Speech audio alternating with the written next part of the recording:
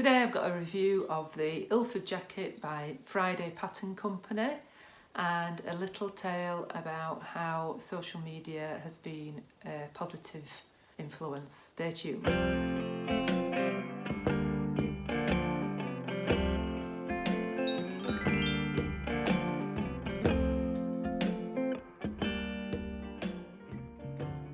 Hello, my name's Sam. This is Frugalisama. Welcome to my channel, where I talk about all things sewing, and today is day 23 of 100 days of sewing. This is where I show my love of sewing with people and show that you don't have to spend a lot of money or have amazing skills to start sewing. So today is a little bit of a different video. I will be reviewing the Ilford Jacket here, but I'm just going to give a little bit of a background support to a post that I've made on the Sew Over 50 Instagram account about my journey to YouTubing. Essentially, it's a little bit of a story of what a force for good social media can be in these strange and dark times. I'll give a little bit of a background about myself first, and then we'll get to the review. I was a little bit of a late adopter, shall we say. I was a person for my 21st birthday in 1988, didn't want a CD player. They were never going to take off. Never wanted a mobile phone until I got stranded somewhere and really needed one. And I wasn't a big fan of Facebook. I wasn't a big fan of the oversharing on Facebook. I've sewn for probably the last 30 years on and off.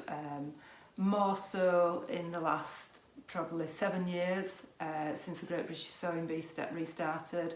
That sort of reignited my passion for sewing. The kind of sewing that I was doing before then was mostly special occasion stuff, really. I made a suit for the job that I'm in now, which was I think probably 11 years ago, and probably curtains, home furnishing, fancy dress things for my son as he was growing up. But nothing like the kind of sewing that I do now. And I would say that the Great British Sewing Bee was the thing that reignited my passion for sewing. And that's when I kind of discovered blogging and YouTube. Probably YouTube came about because I was looking for a tutorial on an invisible zip or something like that. I'd never done something like that. So that's sort of a brief background. I've used computers all my life at work. I'm not a technophobe. It's just that it's a bit like a foreign language. You get to learn just how much you need to learn and then get by with it. So alongside all that, I was always a little bit self-conscious in front of a camera, and I've never really particularly liked having photographs of myself. But as I started getting to sew more, really wanted somewhere to share the things that I've been making, share information. I got a lot of information from YouTube and blogs and what have you. And that's when I discovered Instagram, probably about two and a half years ago. 2 years ago, Judith Roslin put a call out on Instagram to see if anybody would be interested in forming a group called Sew Over 50.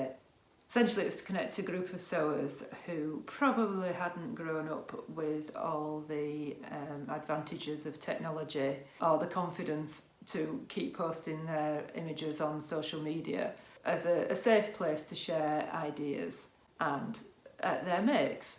Almost immediately, it was also a place to raise awareness that pattern companies really weren't representing this group of people. Now, please don't think that this is an exclusive group. It's an inclusive group. Anybody can join it.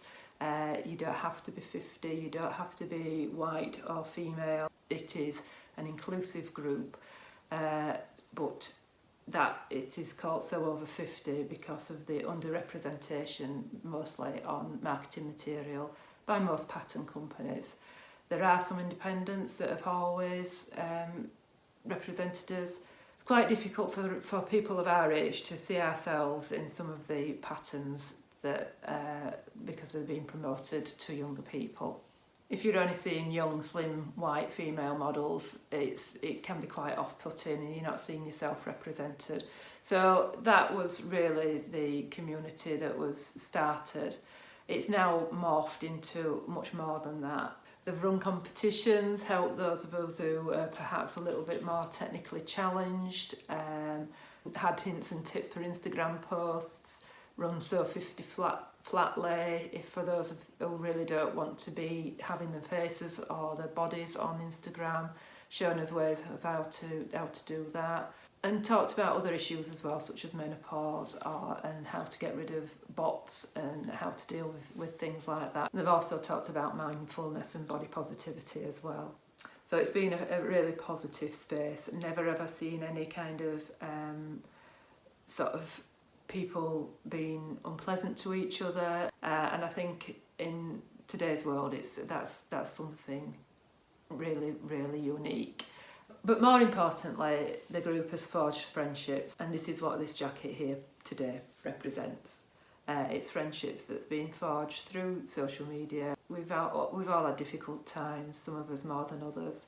So I don't know if anybody watches listens to TED Talks, and Margaret Heffernan gave a talk about social cohesiveness, and I will put a link to that below.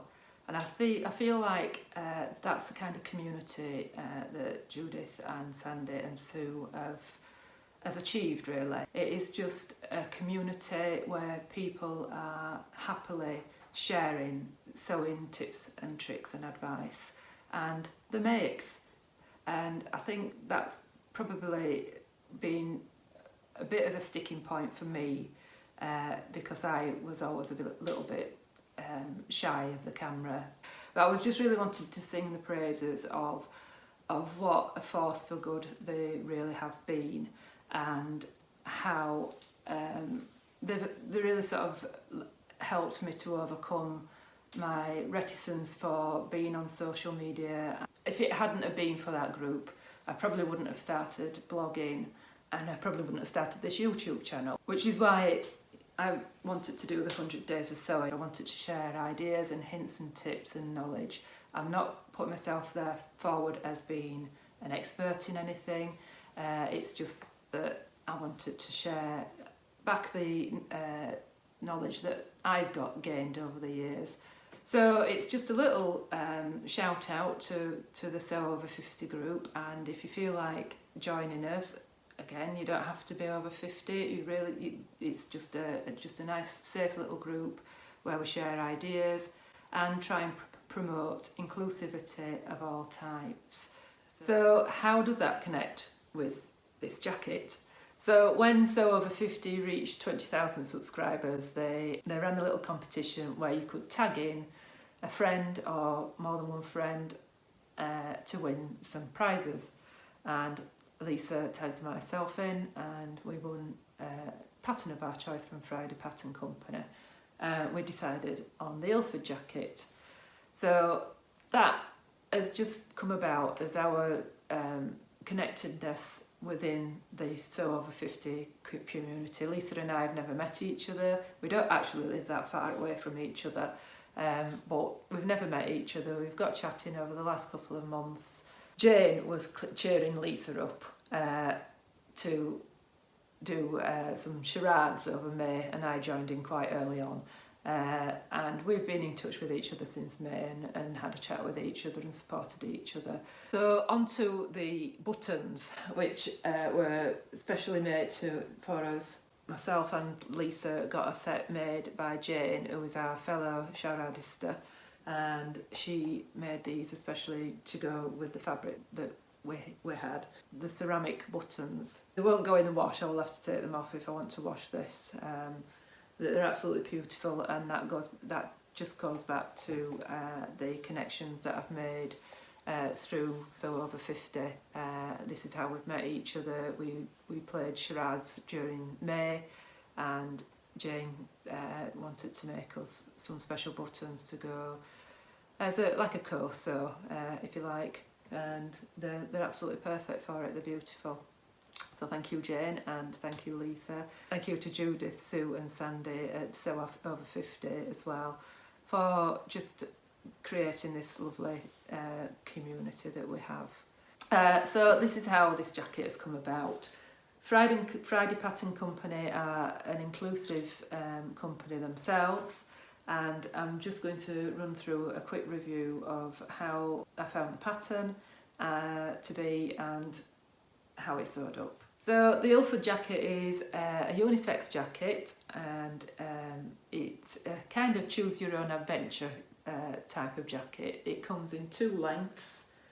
You can have 2 different sleeve types. So I've got the sleeve with the cuff, and I've done the long length, and there are a plethora of pocket options to put onto it. You've got 4 options for a lower pocket. So you've got an angled lower pocket, you've got the hand warmer pocket, which is just like a side pocket, and big patch pocket, oversized patch pocket, and then a regular sized patch pocket, and that's just the lower pocket. And then for the upper pockets, which are a different size because obviously you don't want them to go underneath the armhole, you've got a normal rectangular one, an angled pocket, and then you've got the option of putting a pencil pocket onto them, and then whatever flaps you want, different shape flaps, different size flaps for whether you're doing a lower or an upper. So they do say there's a million options, but I think that might be a slight exaggeration. All those different lengths, different sleeve types, and all the different placements of pockets, you've got a lot of options to make this something completely different. So I chose a fabric simply because I had it. It's a linen viscose mix, and I had it for another project, which it wasn't suitable for in the end. I was going to make the Collect penny dress, and I ordered this. This is a cautionary tale about ordering online. Although it's from my local fabric shop, I actually did a click and collect, if you like. And it was a little bit more of a bottom weight fabric, and if you see the Collect penny, it's got quite a full skirt. It's not a full circle skirt, but it's got quite a full skirt on it, and it just didn't seem right for that particular pattern. So I had 4 meters of this sat in my stash. So yeah, it's got some templates within the instructions so that you can play around with the different options. But I think it's a really good opportunity too to let fabric sing. It's got such a simple design that it's a good opportunity to show off some special fabric. You've got drop sleeves, and you've got just a collar, but it hasn't got a collar stand. So I would say, in terms of difficulty making, I would say that this is a confident beginner, in that you've got buttons and buttonholes and a collar, but there's no collar stand. So it's quite a simple insertion of a collar, and the sleeves go in flat as well.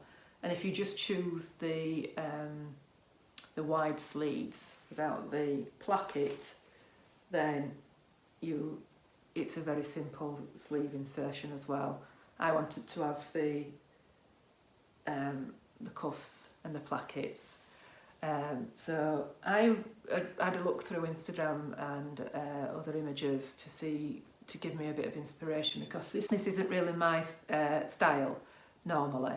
It is a bit boxy and shapeless for me. But I did see somebody who'd made it into a shirt dress and then wore it as an overcoat in a nice denim. I think it was the Ravel Out, and her version was really nice. Now, she did put the pockets in. I've omitted the pockets because I think this fabric's far too fussy for pockets. So yes, it's a good skill builder. You can do as many or as little of the techniques as you like, really. You can, if you miss out the cuffs, you've got quite a simple construction. You could even, if you wanted to put poppers down the front, you don't have to do buttons and buttonholes if you don't want to do them. But I have got a tutorial for doing buttonholes as part of my 100 days of sewing, if you need any help doing that. And I think I did it on this jacket as well. So yeah, it is aimed at a confident beginner, and I would agree with that. So if you're new to shirt making, it's probably a good one to start with, because the collar doesn't have a stand. it's probably a good one to start with. So in terms of sizing, it is a boxy shape, and it tells you to go by your bust size and your hip size. And you will notice that the bust size and the hip size is exactly the same, and that's because there is no shaping down that side seam whatsoever. It is straight down. So it runs from an extra small to a 4X, and that is translates as a 32-inch bust up to a 54-inch bust, and a 34-inch waist to a 57-inch waist. And the finish measurement, so for the 32-inch bust, the finish measurement is 44 inches, so you've got a real good amount of ease in there. If you have it as a jacket, then it goes over your clothes, so you do want ease.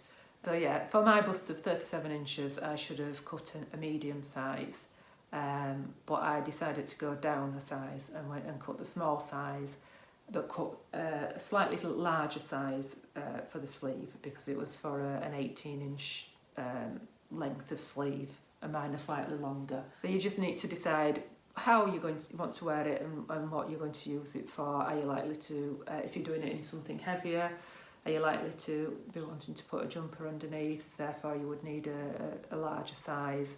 Or like myself, I'm wanting it more as a shirt dress, something to throw over, something quite lightweight.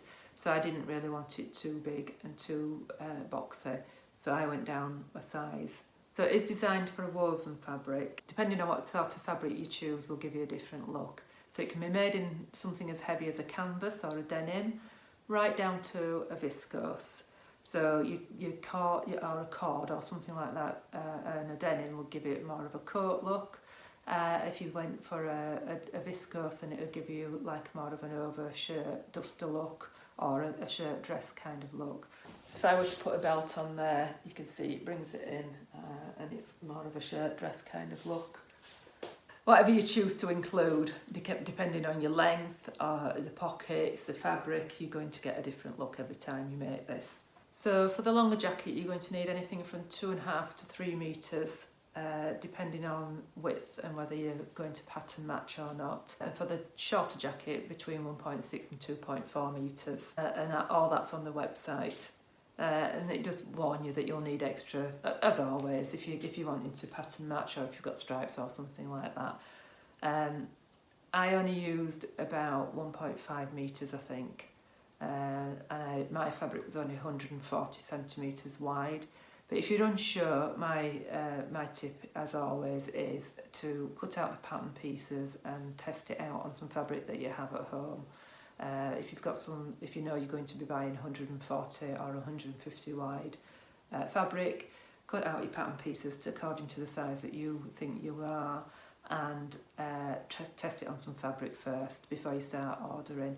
There's nothing worse than ordering 3 metres of fabric and you only need 2 or just over 2 metres. On top of that, all you need is some interfacing and some buttons, and depending on whether you do the short or the long jacket, depends on how many buttons you need and whether you're having cuffs or not. So you need anything between 5 and 10 buttons, between 1 inch and 1.5 inches.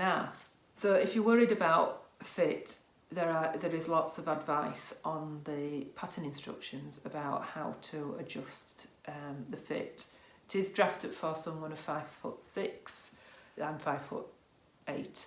I didn't need to extend it because it's just an oversized long jacket. It's not fitted at the waist, so I didn't really need to do any extra adjustments. The only adjustment I did was just add a little bit extra to the sleeve. So the pattern is printed in layers, so you can just print off the size that you need, and also there are the sleeves are in separate files, and the pockets are all separate files as well. There's just 9 pages to print for each sleeve, so you can just print those 9 pages, and then there's 30 pages for the main part of the jacket, and each pocket then has a separate piece. And like I said before, I decided not to put pockets on. Controversial, I know, but I just felt the fabric was, if I put pockets on here, it would end up being more like a jacket and less like a shirt dress, and the fabric's just a bit too fussy. for pockets really. Thought it had enough going on with this pattern. So I decided I wanted a contrast placket down here and inside the cuff as well. I wanted to do that. I obviously had plenty of fabric. I just wanted to make it a little bit different, and I did a contrast under collar as well. So that's all your different design elements to it. So the hardest part of this jacket really is deciding which elements you want to include and which you don't want to include.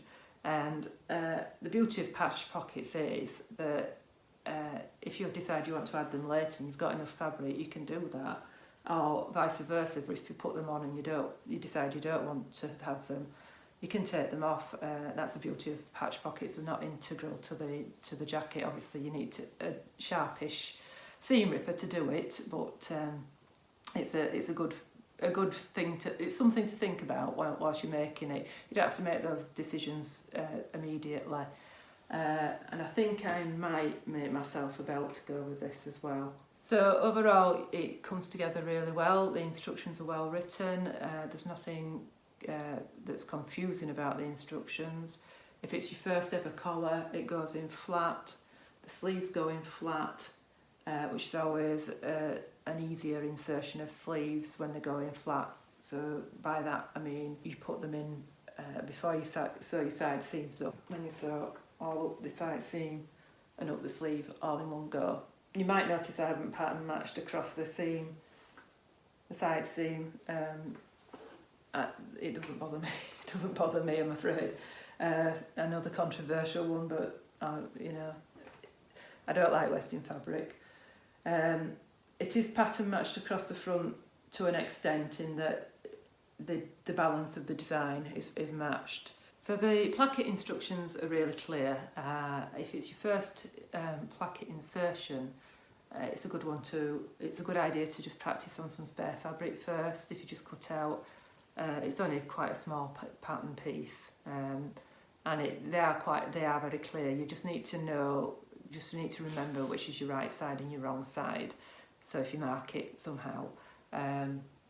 And yeah, I mean, you only have to practice one on a spare scrap of paper. It takes up very, very little fabric to do that if you've never done it before.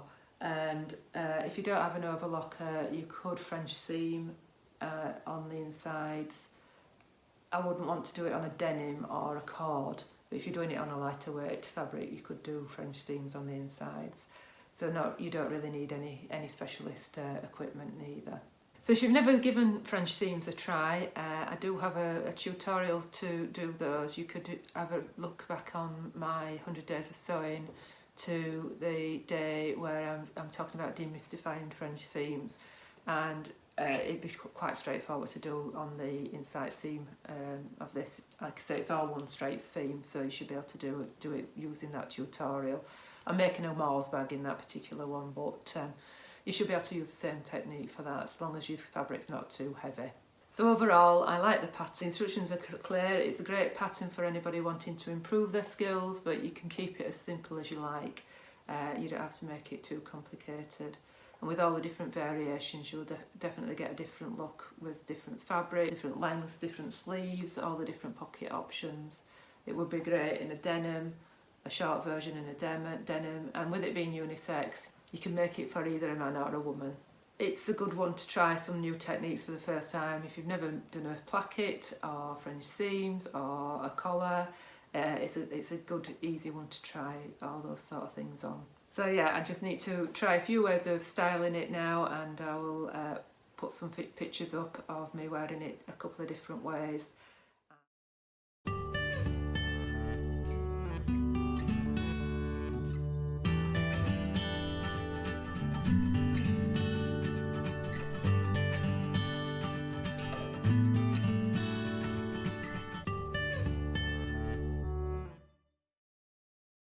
That's it from me. Please like and subscribe if you like this sort of video, and leave me a comment below if you've made this jacket before or if you've convinced you to have a go. Like I say, you can make it as simple or as difficult as you like, and a great one for improvers. That's it from me today, and we'll speak to you later. Bye.